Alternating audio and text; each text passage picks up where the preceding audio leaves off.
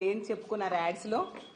తిరుపతి, కాణిపాకం, శ్రీకాళహస్తి, విజయవాడ, అన్నవరం, సింహాచలం, ఈ మొక్కులన్నీ కూడా కూటమి ప్రభుత్వంలో అభ్యర్థులకి, కూటమి వాళ్ళకి ఓట్లు వేస్తే ఆ ప్రభుత్వం జూన్ 4వ తేదీన వచ్చాక మొక్కులన్నీ ఫ్రీగా తీర్చేసుకోవచ్చు అనేసి.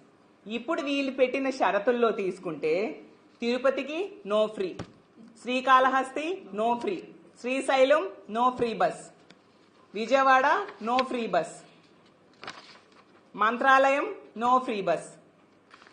తిరుపతికి ఒక మహిళ ఫ్రీ బస్సులో వెళ్ళాలి అంటే ఒక 14 బస్సులు మారాలి. అంత దారుణంగా కండిషన్స్ వీళ్ళు పెట్టిన పరిస్థితి మనందరం చూసాం.